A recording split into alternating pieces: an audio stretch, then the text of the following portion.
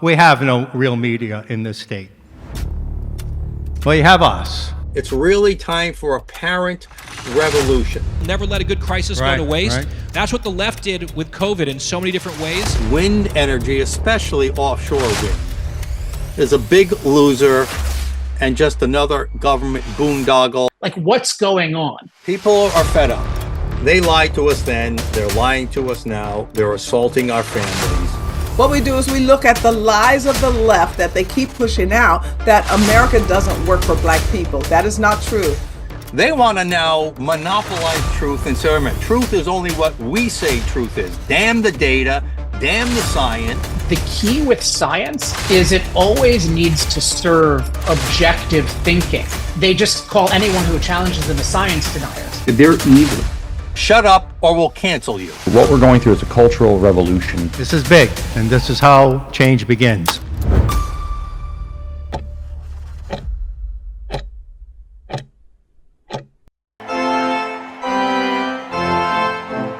Ladies and gentlemen, boys and girls, welcome to the Ocean State Current Command Bunker.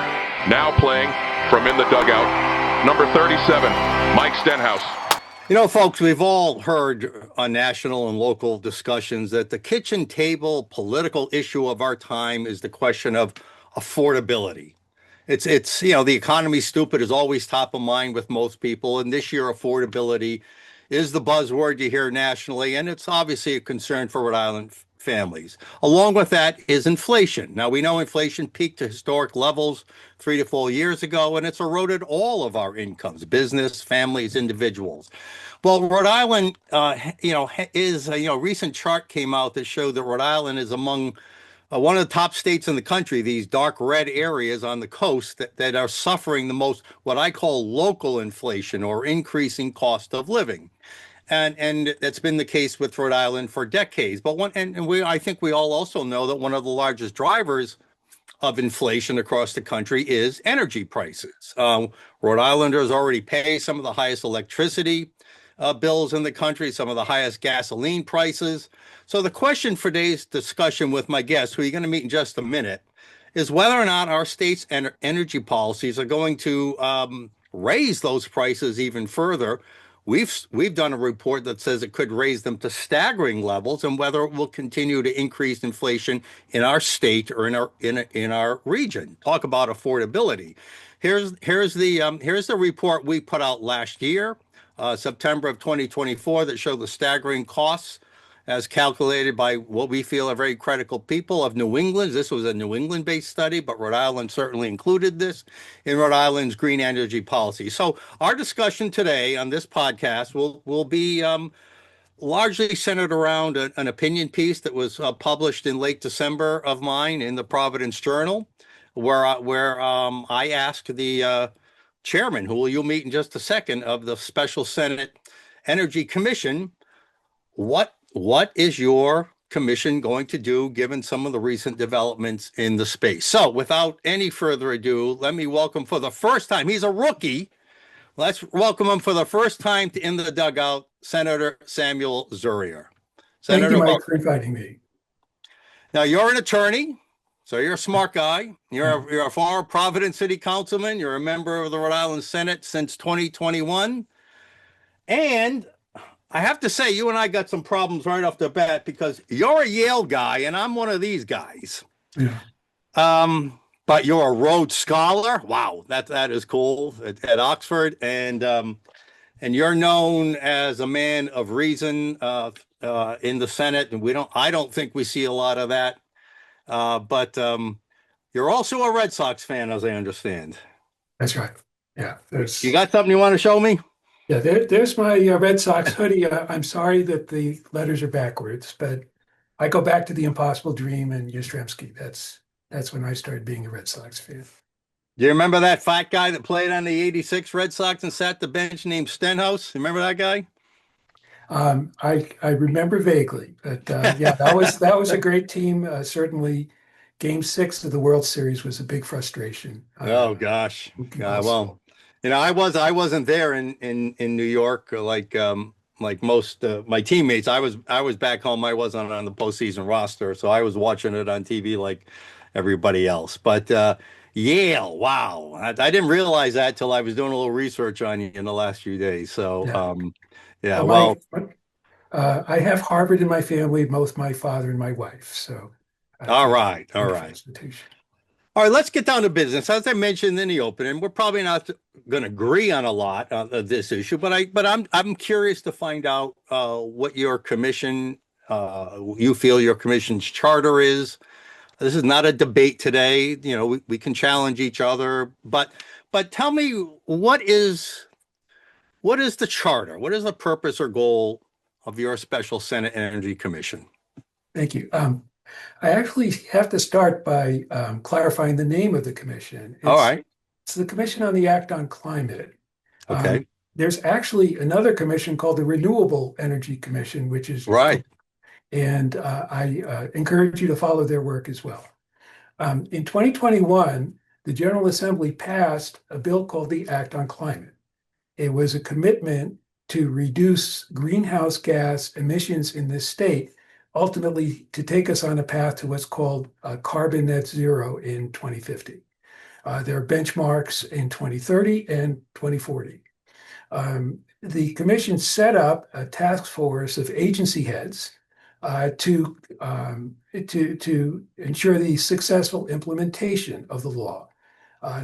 That group is called the Executive Climate Change Coordinating Council, or EC4. They produced a strategic plan at the end of this calendar year, a little over a week ago. And this commission's job is to review that plan, bring them in and explain it, and see how that matches up with A, what can be accomplished, and B, the purposes and goals of the Act on Climate. All right. So right away, I have a question. I'm not understanding. The actual legislation says oversight of the Act on Climate. You're mentioning oversight of the EC4 report. So which one is it? The EC4 report is an implementation plan for the Act on Climate. And our commission's charge is to ensure the successful implementation of the Act on Climate. And we start with their plan. As you know, the legislature, we're not equipped to run agencies. We're equipped to exercise oversight. So they have produced a plan, and now we are going to review it, and the public is going to have a chance to comment on it as well. All right, we'll get into that in a second. Here are the 5 members of your Senate commission, of which you're the chair, right there. 1 Republican, Gordon Rogers, and 4 Democrats. Now, you weren't in the Senate. You didn't vote on the Act on Climate, right? You hadn't been in the Senate yet. Is that correct? That's correct. It was enacted in the 2021 session, and I was elected maybe 6 months after that. All right. So let me ask this, straightforward question that probably came through on my epi. Is your commission, do you see the purpose just to cheerlead and rubber stamp the Act on Climate and the EC4 strategy? No, we have an open mind. Our charge is to see it be successfully implemented. Now, the first priority is to see if the plan aligns with the benchmarks and I should say the mandates that are in the Act on Climate itself. If they don't align, then we have to call that out. And if that's the case, then either of 2 things has to happen. We either have to change the implementation strategy or we have to change the plan. That's our job is to see that the plan is successfully implemented, and we start with their change the implementation plan or change the Act on Climate plan. Well, look, we don't have the authority to change the Act on Climate. Right. But you can make recommendations. You can make recommendations. Yeah. Yes. But we all have an open mind. Okay. Imagine a world in which things get that President Trump decides to remove all the policies he's enacted since January, and that he puts in new policies that are supportive of what the state is trying to do. Then it's a very easy report. We can go back to the EC4 and say, look, You're not ambitious enough. Here's some things. But if you look at the EC4 report itself, and it's online, I've got a copy of it here. That was approved last month in December, right? That Correct. updated strategy, Yeah. right? They note that there are a number of headwinds lying in front of the successful implementation of the plan. And we're going Gonna to get to that in just a second. Gonna get to that in just a second. Yeah. Hold that thought. But anyway, that's part of our charge. Okay. To review that with them. So we agree, I think we agree that affordable and reliable sources of energy are vitally important to the prosperity of families and businesses in the future in our state, right? We have to have Yes, energy. I agree. Okay. You just mentioned headwinds. Since the Act on Climate was enacted in 2021, the energy landscape has dramatically changed, in my view, and that was the whole premise of my opinion piece. You were under a Biden administration then that had all kinds of subsidies and whatever word you want to use, green energy regulations and mandates. Now, all of those have gone away. The federal subsidies you mentioned Donald Trump a little while ago. The regulations, many of the regulations are being repealed. And there's been a lot more information. We've seen windmills, offshore wind go up. We've seen problems with them. We've seen aggressive building out of others off the coast. We've seen some of those windmill projects tried to get shut down or did get shut down. So we're in a whole new. The premise for our discussion moving forward, at least I think you would agree that the landscape around all these climate and energy goals has dramatically changed in the last 4 years. Well, I'd like to talk about a couple of changes that may not be on your list. Okay. First one is the Block Island wind farm. Yep. That farm is saving Block Island residents approximately 2/3 of their energy costs. Before those windmills were in place, they had to have their energy either brought in by ships or brought in by pipeline. They are now saving 2/3. But we can get a little even more current than that. Last Friday, there was a press conference in downtown Providence about the Revolution Wind project. Now, this project, as you probably know, is 80% complete. And you may also know that it was shut down once by the Trump administration several months ago, reopened by court order, and then shut down again just in the last couple of weeks. So what came out at that hearing is that the current shutdown order is costing Rhode Island residents money in terms of cheaper energy. If you look, I got to disagree with that. We'll get into it, but I got to totally disagree with that. All right. Well, the data I all right, but anyway, that wasn't my question. So we're going to get into that discussion in a second. What I'm trying to say first is the federal support, Block Island Wind, Revolution Wind, the federal support that was there 2, 3, 4, 5 years ago is no longer there. Or at least it's not there to the point where we can rely on it. We don't know if the Trump administration is going to succeed in shutting down these wind farms or stopping the completion of. We don't know that, right? We don't know. Well, this is this may be where we agree to disagree, but I would point out that the Revolution Wind project, which according to my data, is would the contract with the state, with consumers is 10%, 10 cents per kilowatt hour. And that ISO is currently paying 15 cents per kilowatt hour to replace it. So if my numbers are correct, then this shutdown would cost residents hundreds of millions of dollars a year, not to mention the fact that it's depriving 1,200 people of their jobs building this thing. And were it not for the order from the Trump administration, it would be online within the next 6 months. Yeah, So but, if but I I were think in favor, I think your data only looks at the actual production of energy once the windmills have been built, once the windmills have been maintained, and whether blades fall into the ocean or not, once the very expensive transmission lines are put to shore, and then just like electric vehicle, when we get to the actual part of driving or producing, yes, it's cheaper, but you can't ignore the billions and billions and billions of dollars that go into getting everything ready to produce well, that I energy. And yeah, those costs do get passed on to consumers and ratepayers. You agree with that, right? so not in the case of the Revolution Wind project because they've already done all that. They've made all those investments. But still, those They costs are have to ready. be passed on. They're ready to flip the switch in 6 or 12 months with the permission of the Trump administration or alternatively an order by a court.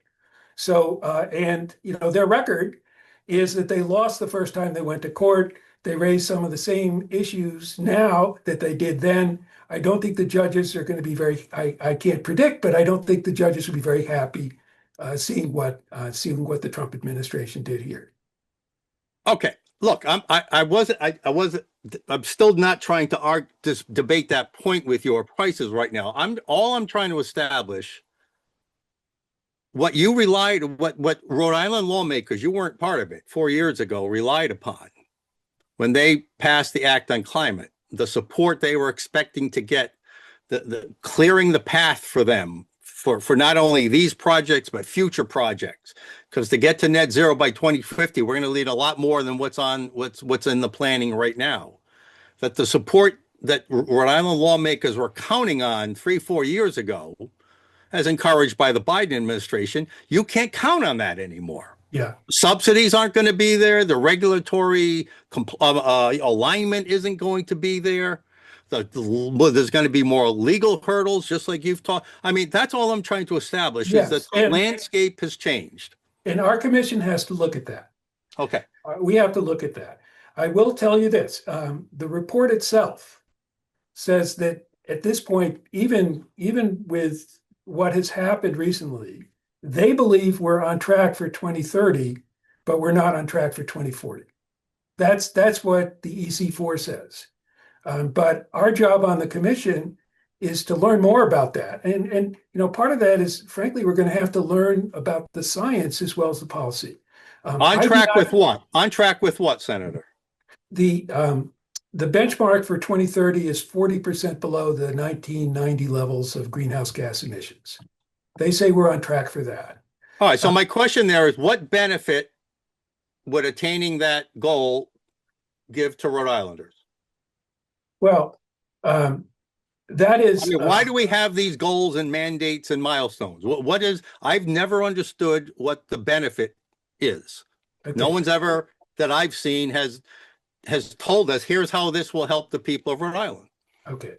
So you're having a debate about the wisdom of the Act on Climate itself. And that's fine. One could have that debate. That's not squarely on our commission's agenda. We're looking at whether that's what I'm trying to establish. Where are your lines? That's what I'm trying to establish. Yeah. Yeah, but let me say this. If one believes in freedom, one type of freedom for Rhode Island would be energy independence. When Governor Carcieri started looking at this, the Interior Department called our coastline the Saudi Arabia of wind. It would be so nice. We have, we just had an invasion of a country in South America, supposedly to grab their energy reserves. We have renewable energy. We don't have to rely on invasions. We don't have to rely on sheikhs in Saudi Arabia. It can be our own source of energy, and that would be a source of freedom for Rhode Island. In terms of prosperity, we are going to see our energy demands increase with the development of artificial intelligence and data centers. Agreed. And at some point, we are going to run out of our fossil fuel reserves. And not for the foreseeable many decades. Well, we can have a discussion about that. Yeah. So the Act on Climate is premised on the environmental benefits of greenhouse gas emissions. And I think I hear you say that you have questions about that. Perhaps you think, why should we solve that in Rhode Island when it's a global issue? That's certainly, there's a whole discussion to have about that. Sure. But my response is that's not on our plate right now. All right, so let me be clear on that. Again, I want to stick to process, charter, and all that right now. Yeah. So you're saying that even though the federal landscape has changed, which I believe means we cannot possibly afford to implement the Act on Climate without federal subsidies, without federal regulatory alignment, that even though the federal landscape is now working as a headwind against the Act on Climate, to use your term, we're just going to keep plowing ahead, no matter what it costs, no matter what the problems are, and it's you're saying it's not your commission's job to make that judgment or not. Is that what you're saying? That's all. I wouldn't frame it that way. I appreciate you're making a good faith effort to frame it from your point of view, and I understand. Well, that is Go ahead. But I would put it. This is the way I would put it. Can the Act on Climate be successfully implemented, and if so, how? And that is our charge. So our first step is, does your plan EC4 work? And we might conclude, as you believe, no, your plan is not realistic for reasons A, B, and C. And in that case, we would say EC4, we believe you need to change the plan to deal with these circumstances. And then either they could come back and say, we disagree. They could say, yes, here's how we can tweak the plan. I'll give you an example. Okay. A major source of greenhouse gas emissions is gasoline-powered cars. And that's something you picked up on your op-ed, that one of the components of the EC4 plan is a transition to electric cars. And you noted correctly. And by the way, that's not freedom to force people to buy a car they don't want to buy. That's not freedom. Agreed? Well, again, agreed? Yeah. Come on. Agreed? But, look, people don't have the freedom to buy cars without seatbelts. People don't have the freedom to buy cars. All right, so you agree it's not freedom. You're saying it's justified tyranny. Okay, go ahead. Well, what I'm saying is that from time to time, regulation is made in the favor of people's long-term interests. And because we don't know what's in our own best interests ourselves. Paternally, and as I said, there are different kinds of freedom. But I suggested to you that one kind of freedom for Rhode Island would be energy independence. And I would also say that in at least some areas, affordability would weigh in favor of letting those darn wind farms, the Revolution wind farm, get finished so that we can save hundreds of millions of dollars in our electric rates. That's what I would say. Affordability, you got to look at it in a number of different areas. Oh, well, so there's different people. This is another area we disagree. Our report last year, 15 months ago, showed for New England, all right, to get to net zero by 2050, New England would have to spend about $818 billion in infrastructure alone, which would double, before inflation, double the cost of electricity for every family, because those costs have to, and Rhode Island's share of that would be about $58 billion. So again, it's not just what we're doing now, it's what we would have to do to meet those Act on Climate milestones. So here's my question to you. How, if it's not your commission, are you familiar with what the new chair of the Massachusetts House Energy Commission stated just a few weeks ago? I know that in your op-ed, you noted the fact that other states Yes. are pulling back on their climate goals, but I don't have the Massachusetts, New specific- York, New Jersey, Connecticut, they all are. So why will Rhode Island lawmakers not consider some kind of pullback? Well, I told you that that's within our charge. And Okay. I would suggest to you and invite you and other people who are so inclined to contribute your thoughts and ideas to this commission so that we'll have as full a record as possible before we Bingo. draw our All conclusion. right, so let's get back to process. So your commission was chartered last June. You held sort of a perfunctory meeting in July just to kind of set the stage. It was kind of ironic. Your first meeting, you had a blackout. Yes. I thought that was kind of funny. Yeah. But then you met again, and committee members, you had a presentation from DEM, and then you said, okay, we'll be scheduling meetings in the future. I've since come to find out that you're waiting for that EC4 report to come out. But couldn't you have started this process over the fall, starting to hear from the public, and because there's a lot to say on this issue? I'm a little bit Yes. surprised that 4, 5, 6 months went by and nothing happened with your commission. Yes. Well, let me just start by saying that you and other folks listening to the podcast can mark January 28 in your calendar, Okay. 4 p.m. That's when we're expecting. We have confirmed that EC4 is going to come in and present about their implementation plan. So that's Will anyone else be able to talk that day? not that day. All right. In But- the future, how will you Yes. be accepting stakeholder? Because your charter says you want to engage stakeholders. I assume me as a ratepayer, as a stakeholder, as an advocacy Of organ. course. What will be the format to allow stakeholders to come in and present their findings or opinions? Yeah.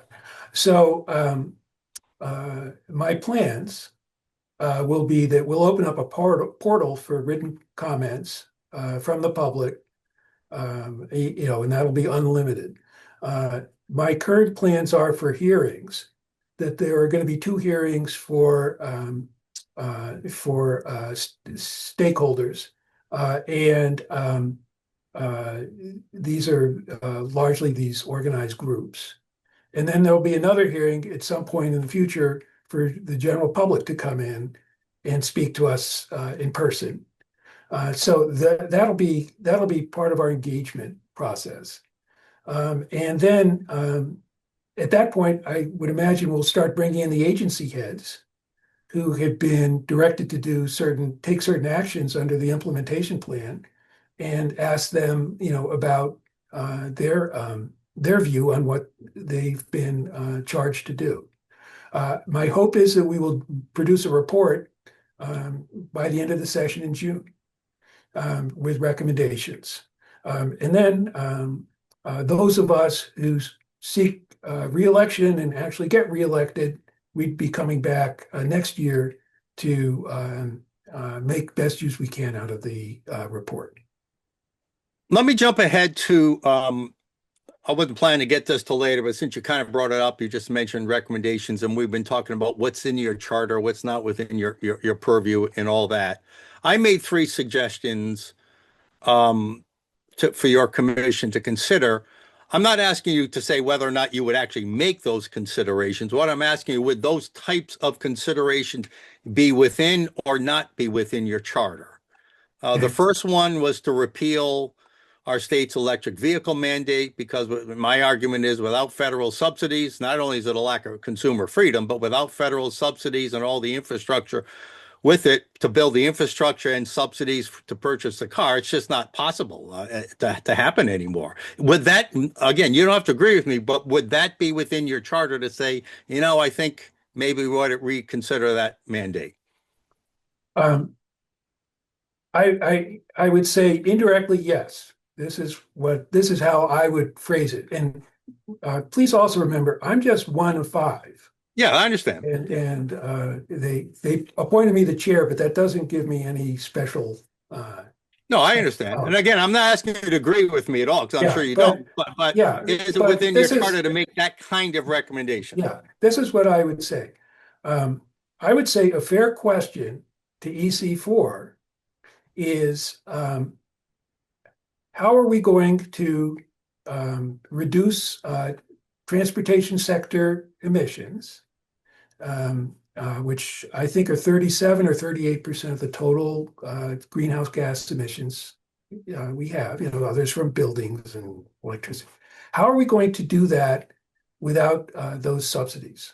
And, what's going to happen if the Trump administration, they're taking some agency action to try to wipe out those mandates. What are we going to do if that happens? Those are fair questions. And also the question about the subsidies, because if you look at the implementation plan, they have a chart of how many EVs need to be sold each year in order to stay on track for the greenhouse gas reductions. All right. So, but from a process point of view, again, I'm focusing on process here. Okay. If the EC4 is going to be the only group to testify at your next hearing, how can we ask them that question? I don't think they hold. Do they hold public hearings? I mean, that's why I'm saying. That's why I was hoping your commission could kind of be the leverage point to them. The go-between, if you would. How would that happen? Well, other people are going to testify. Once we have the EC4 report on the table, and people will have the opportunity. And by the way, it should not surprise you that people are unhappy with that plan taking it from the other side. They say there are people who are going to come and say this plan is not concrete enough, and we have to achieve those goals, and EC4 has to go back and make things more specific. So it'll be coming in for both sides, and hopefully we will listen to this and we'll learn enough so that we can make intelligent recommendations one way or the other when we're done.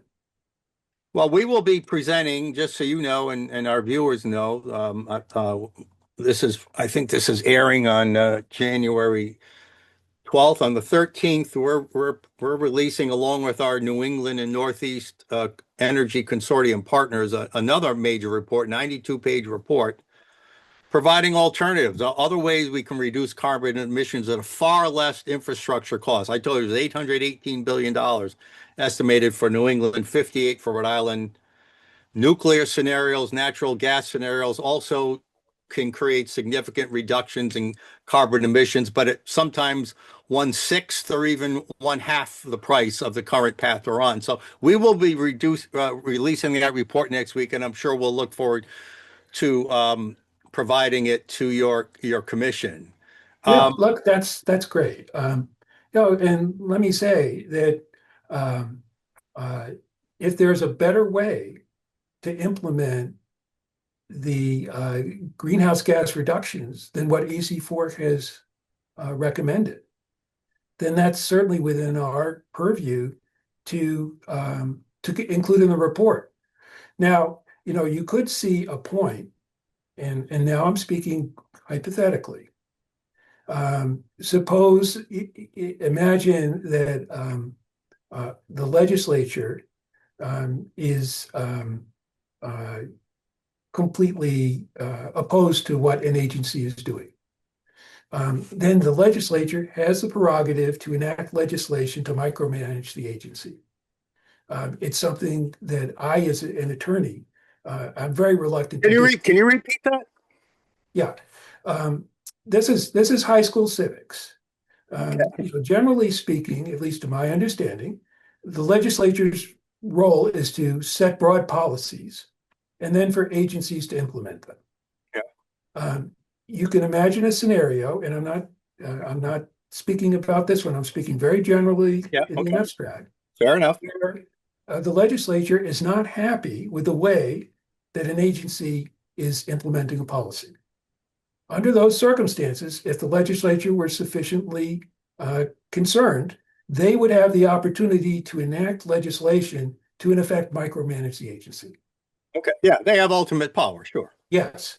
Yeah. It's something that I, as a legislator, am very nervous about doing because I don't have the same expertise as an agency, and it's hard to regulate in detail in a piece of legislation.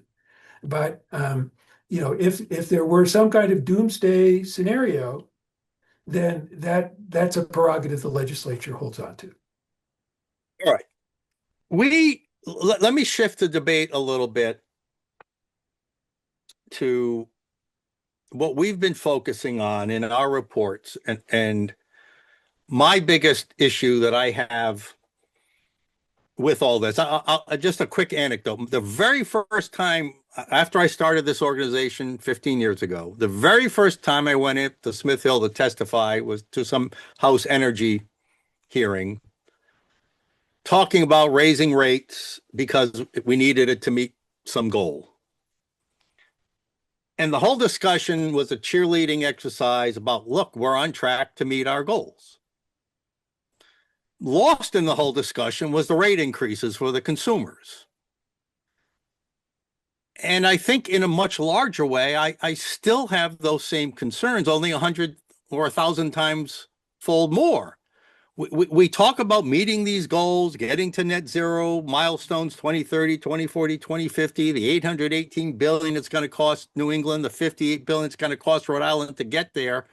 And nobody seems to care about what it's going to actually cost businesses and families. As long as we meet our goals, and largely what the EC4 is saying. I watched Terry Gray give that presentation to your first meeting back in July, and not once did he mention whether the path that we're on, which rely, as you would, I assume, agree, heavily on solar and wind and other green energy sources. He never mentioned once whether there was really the capacity to generate as much electricity as we're going to need in the future. And he never once mentioned what the cost of that would be. Just the fact, hey, we're just on track to meet our goals. In my view, there's never been a sufficient cost versus benefit analysis. What's the benefit to the people for spending $58 billion for doubling their electricity prices? What's the benefit?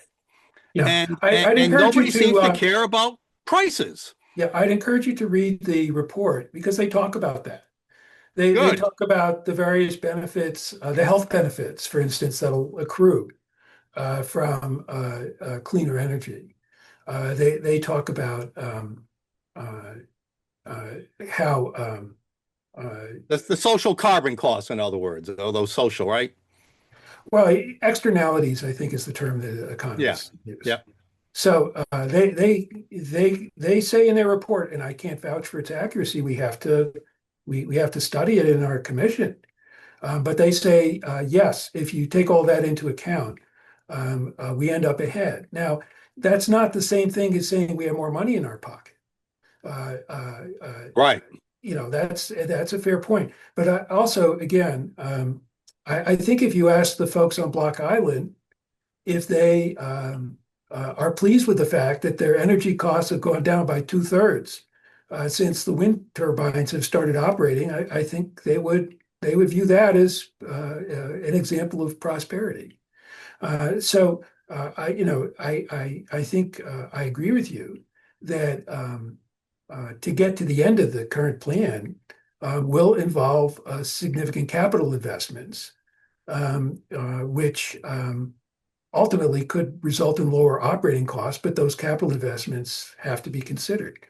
And further, to what you said about this report you're familiar with, should it be the case that greenhouse gas emissions can be reduced in a less expensive way, then that's something that could benefit Rhode Islanders tremendously. Well, clearly, and just to make it not, clearly, those less expensive ways, you're not going to get quite as much greenhouse gas emissions, of course. But that's why I'm glad to hear that at least you're going to structure your commission to have that open mind. Let's look at all this in a real comprehensive way. This scenario will produce this much emissions and cost this much. This scenario, nuclear or whatever, will cost this much emissions and cost that much. And if we expand natural gas, it'll cost this much and produce that much emissions. I mean, those are very fair considerations. Wouldn't you agree? Yes, but I also have to strike a note of humility and modesty. Okay. We are a part-time legislature. our goal is to complete our report in 5.5 months. Right. We're probably going to have, I don't know, maybe half a dozen hearings. And I would be very pleased if we know all the answers by the end of that process. But I don't. I certainly couldn't guarantee Well, that. I get it. And you're right. This can't be all on you guys. But this is why my criticism is of the Department of Environmental Management and Terry Ray, because they haven't, that's their job. They are the professionals in this. That's their job to study all the different scenarios, not just be beholden to some arbitrary emission standard goal, and to never talk about capacity, to never talk about price. He didn't mention either of those two once in front of your commission. And I think he did you a great disservice. That's their job, is to look at all those scenarios. Do they look at a nuclear scenario in their report or a natural gas scenario like we did?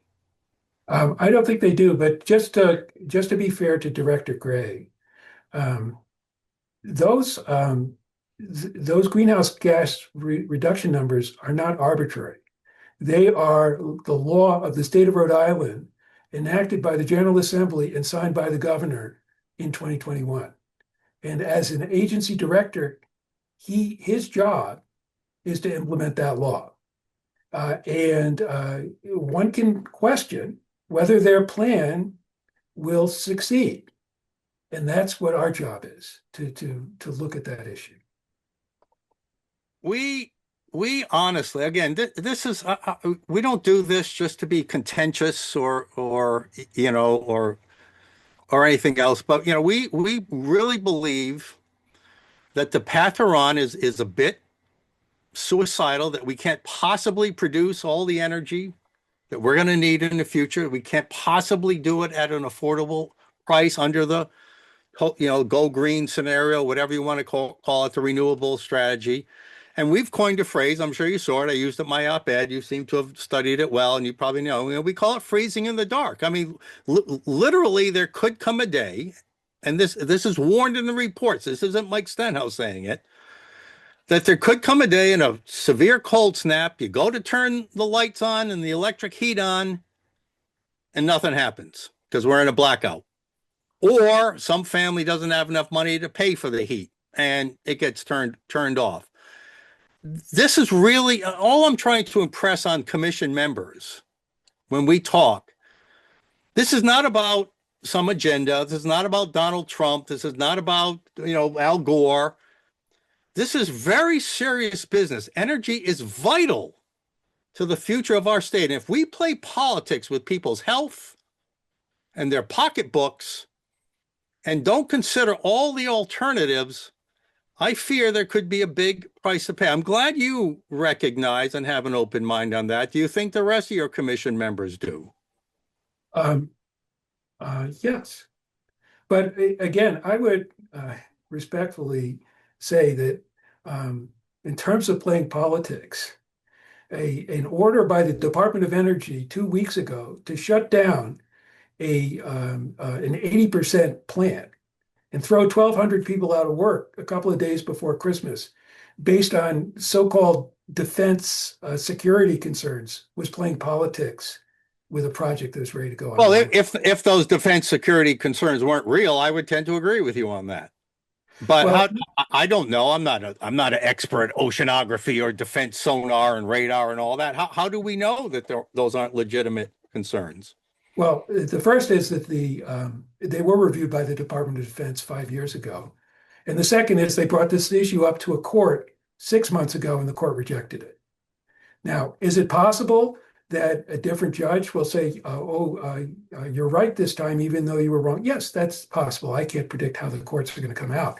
But I do think, in terms of the path to this, one cannot ignore the fact that this is an administration that went to the oil industry and said, I need $1 billion of campaign contributions and I'll help you out. They didn't give them the whole billion. They got halfway there.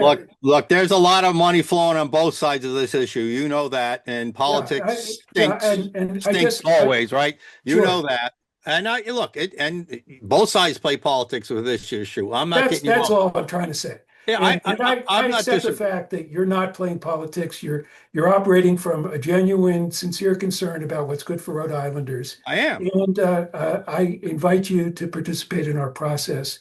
I'd like to think you'll get a fair hearing. All right. So you've got back to process. You've got a report due sometime in May. Well, our goal is to get the report out by the conclusion of the session, in June. All right, your statute calls for it to be on May 1st. We may uh, we may amend that. But yeah, I'm sure you can fudge it a little. Okay.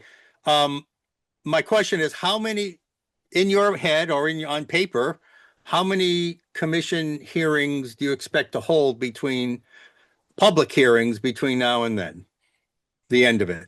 Yeah. Um, I'd like to see half a dozen. That's what I'd like to see, with the first one occurring on January 28th. And then how many of those 6 or so would the public be able to present their perspectives or research? Well, I think there's going to be one devoted to public comment in person, but along the way, there'll be an open portal for people to submit comments in writing. Yeah, it's a lot of stuff. I mean, we got a 92-page report, coming out this week. I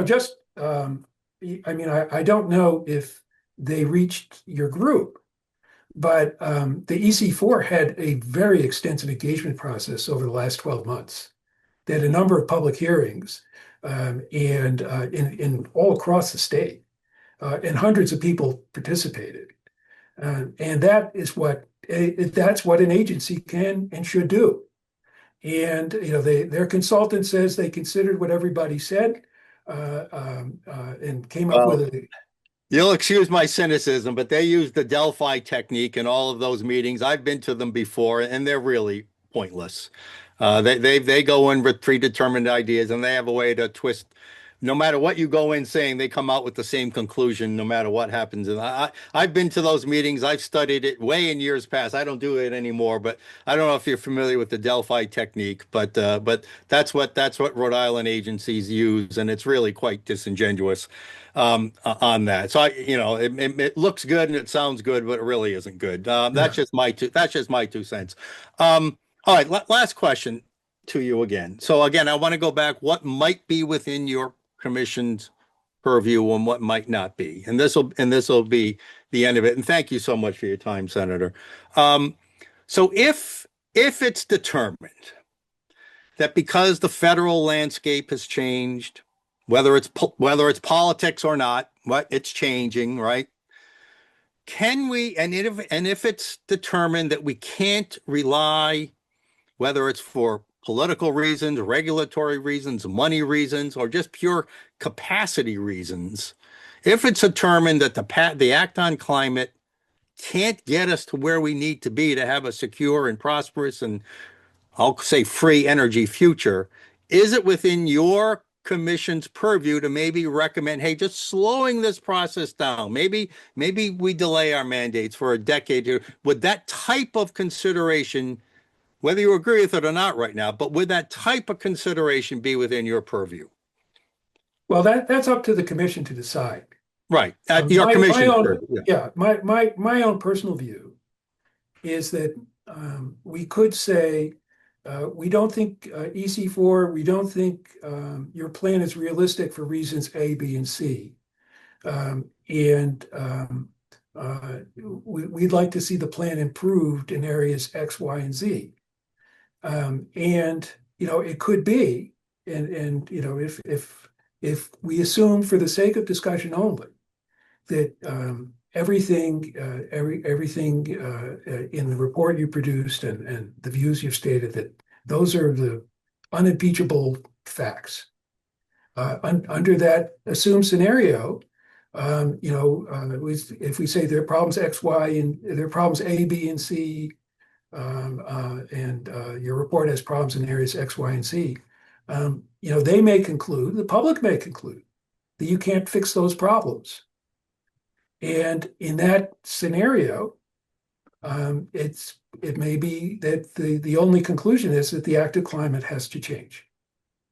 So yes, that's certainly a possible outcome, but I don't Yeah, know that's strictly- if all that other stuff. I get it. Okay, that's good to know. That's good to know that you have as I that. said, I think primarily we're looking at their plan, and is it going to achieve Okay. what it says it's going to achieve? All right. Fair enough. Fair enough. Senator Zurier, you are a gentleman and a scholar, a Rhodes Scholar again at that. Didn't know that. That's pretty cool. Somebody They make mistakes from time to time. Yeah, don't we all? But thank you for taking time to explain and to have a little fun going back. This is fun going back and forth on different theories. I always think a good debate is fun and wholesome. Thank you for being good spirited on all this, Yeah. and I'll look forward to hopefully talking to you in front of your commission. Yeah, thank you for inviting me, and thank you for giving the public an opportunity to learn about what we're doing, and we love to have as much public engagement as we can. Yep, I would even contend that maybe one meeting of the public isn't going to be enough. So just something for you to think about. But either way, it's your commission. You'll do what's best, I'm sure. You are a good man. I do know that from everybody else, and we wish you good luck with your commission. Thank you so much. All right, and to you, our viewers, thanks for hanging with us. Look, this is a very important discussion. Whatever side you agree with, this is hugely important to the future of our state. And we just think that if we can say, why are other states taking actions to slow things down or reverse course, maybe Rhode Island should be presented with some information so they might consider the same. But anyway, thank you for tuning in, and until next game, Mike Stenhouse out. See you then.